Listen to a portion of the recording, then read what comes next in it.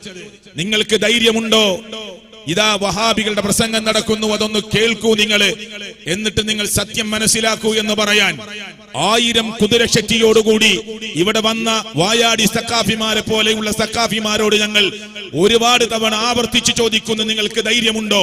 ഈ സുള്ളിയുടെ പരിസരത്തുള്ള മുസ്ലിങ്ങളോട് നിങ്ങൾ 2 പ്രസംഗവും കേൾക്കണമെന്ന് പറയാൻ ധൈര്യമുണ്ടോ? നിങ്ങൾക്ക് ഉണ്ടാവില്ല. നിങ്ങൾക്ക് ഞങ്ങൾക്ക് ആത്മധൈര്യമുണ്ട്. നിങ്ങൾ നാളെ ഇവിടെ നടക്കാൻ പോകുന്ന, അല്ലെങ്കിൽ വരും ദിവസങ്ങളിൽ നടക്കാൻ പോകുന്ന സഖാഫിമാരുടെ പ്രസംഗങ്ങൾ നിങ്ങൾ കേട്ടോളൂ എന്ന് ഞങ്ങൾ സുല്യക്കാരോട് പറയുന്നു. ഞങ്ങൾക്കതിൽ മടിയില്ല. കേട്ടിട്ട് നിങ്ങൾ 2 വശങ്ങളെയും ചേർത്ത് പഠിക്കണം. അപ്പൊ നിങ്ങൾക്ക് മനസ്സിലാകും സത്യം ആരുടെ ഭാഗത്തുണ്ട് എന്ന്. ഞങ്ങൾക്ക് അല്ലാഹുവിന്റെ കലാമായ ഖുർആൻ, ലോകത്തിലെ മുഴുവൻ മുസ്ലിങ്ങൾക്കും ഓതി പഠിക്കാനുള്ള അല്ലാഹുവിന്റെ ഖുർആനാകുന്ന കലാം, റബ്ബിന്റെ കലാം, ആ കലാമാണ് സുല്യയിൽ ഞങ്ങൾക്ക് ഓതി കൊടുക്കാനുള്ളത്. മുഹമ്മദ് മുസ്തഫ സല്ലല്ലാഹു അലൈഹി വസല്ലമയുടെ തിരുവചനങ്ങളാണ് ഞങ്ങൾക്ക് ഇവിടുത്തെ മനുഷ്യരോട് ഓതി കേൾപ്പിക്കാനുള്ളത്.